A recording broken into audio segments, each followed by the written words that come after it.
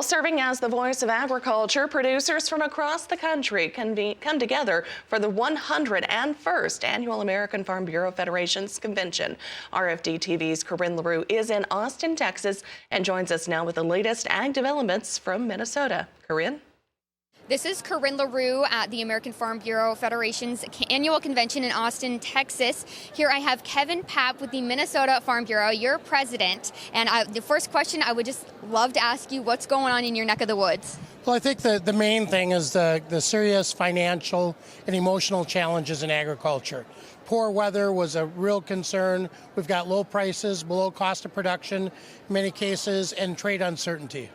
Okay, and when you were listening to the president speak during this convention, what are some things that you loved hearing, but maybe some things else that you would like to have heard?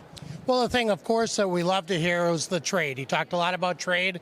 I believe he mentioned China 21 times in his speech and the importance of trade with China. But it's also the importance of trade with all the countries, open markets throughout all of the world, and gave us commitment that if we're going to grow it or herd it for animal agriculture, he wants to help us sell it. So that was great news.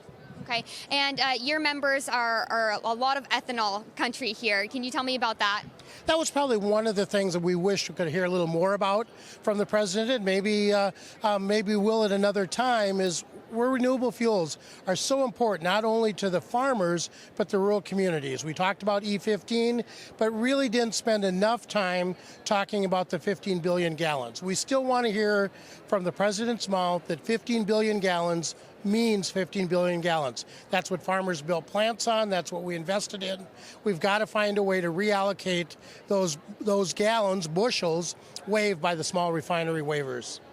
Okay, and any big exciting events or projects that you're expecting to come up in 2020? Well, from a Farm Bureau perspective, it's all about the great things our counties do. And whether it's just something at the local level, state or national or even international. But, we had the opportunity to win an award here at the annual meeting. We've got one of our county farm bureaus here displaying one of their award-winning projects. So lots of great things going on in Farm Bureau. Okay, and anything else that you would like to add? Well, I think it's really important that we become engaged, and it doesn't matter what level, but you need to be at the table.